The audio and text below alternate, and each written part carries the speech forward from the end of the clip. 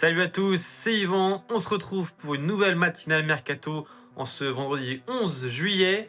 On commence comme d'habitude avec l'info du jour. Elle nous vient d'Arabie Saoudite. Ça y est, c'est fait.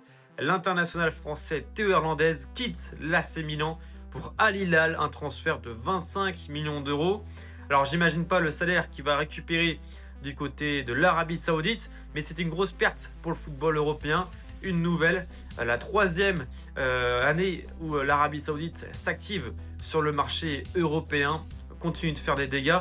Alors Théo Hernandez forcément quitte l'AC Milan un petit peu par la petite porte.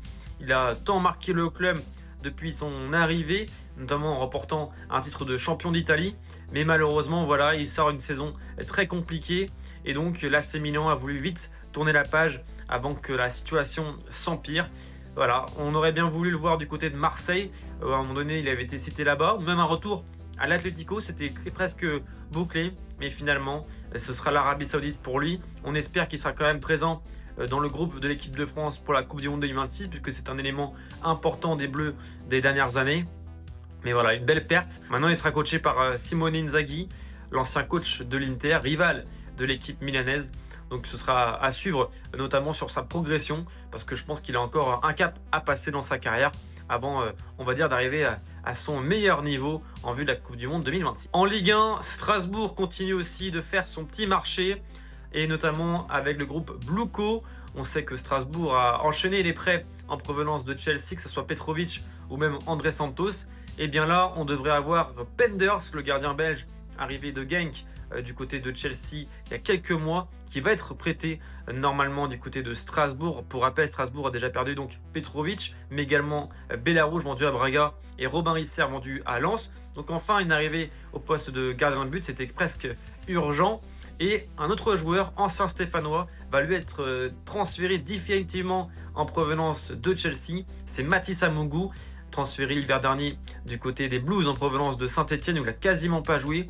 Et bien le voilà, il va donc pouvoir retrouver la Ligue 1 et notamment une place de titulaire dans l'entrejeu strasbourgeois où il remplacera normalement André Santos ou Habib Diarra, déjà parti. En Ligue 2, Dunkerque prolonge à cadre puisque Vincent Sasso a décidé de renouveler son bail avec les Dunkerquois pour une saison supplémentaire jusqu'en 2026. Donc il essaiera d'apporter toute son expérience toujours dans ce groupe dunkerquois qui va pas mal bouger par rapport à la saison passée. En Bundesliga, Hoffenheim continue de recruter jeunes avec cette fois-ci l'investissement sur le jeune Zettler, attaquant de 18 ans qui arrive de 3ème division allemande et qui est un international espoir allemand.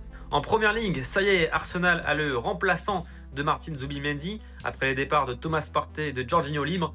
Finalement, les Gunners ont donc investi sur Christian Norgard de Brentford, recruté pour 11 millions d'euros. L'international danois a une grosse expérience de la première ligue et est en train de jouer quelques minutes en championnat, voire en Ligue des Champions. Toujours en première ligue, ça y est, c'est fait, on en a parlé hier. Simon Dingra a bien été officialisé du côté de Sunderland.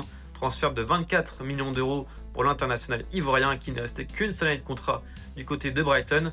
Comme je l'ai dit dans la vidéo, il va essayer de rebondir dans un club qui joue justement un jeu très offensif et en plus de ça, avec un effectif très jeune. En Liga, pas d'arrivée mais un départ, celui de Gaziorovski, défenseur central espagnol qui a été vendu par Valence du côté du PSV Eindhoven contre une dizaine de millions d'euros. En Serie A, le retour des vétérans, d'abord Edin Dzeko, grand attaquant à la Roma qui était parti du côté de Fenerbahçe et de retour en Serie A à 39 ans puisqu'il a signé du côté de la Fiorentina. On verra s'il remplacera numériquement Moise Kean, très courtisé sur le marché, ou alors s'il sera un remplaçant de luxe pour la Fiorentina qui en aura bien besoin. Et puis un autre grand attaquant passé par la Serie A qui avait marqué justement les esprits dans le championnat italien et qui jouait également en Turquie, c'est Ciro Immobile qui a été libéré de son contrat par Beşiktaş et qui s'est engagé librement avec Bologne où il est en train de remporter la Ligue Europa puisque je rappelle Bologne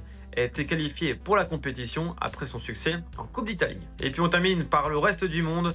D'abord un départ libre, c'est Jordan Henderson, le milieu défensif, capitaine de l'Ajax, s'en va, courtisé un temps par Monaco. On pourrait le retrouver du côté de Sunderland, son club formateur. Ce sera en tout cas une bonne nouvelle pour lui, ce serait une belle histoire pour le football anglais. Et puis un autre transfert du côté de Porto qui a recruté le défenseur central international espoir croate Perpic en provenance de l'Hajduk Split pour environ 5 millions d'euros.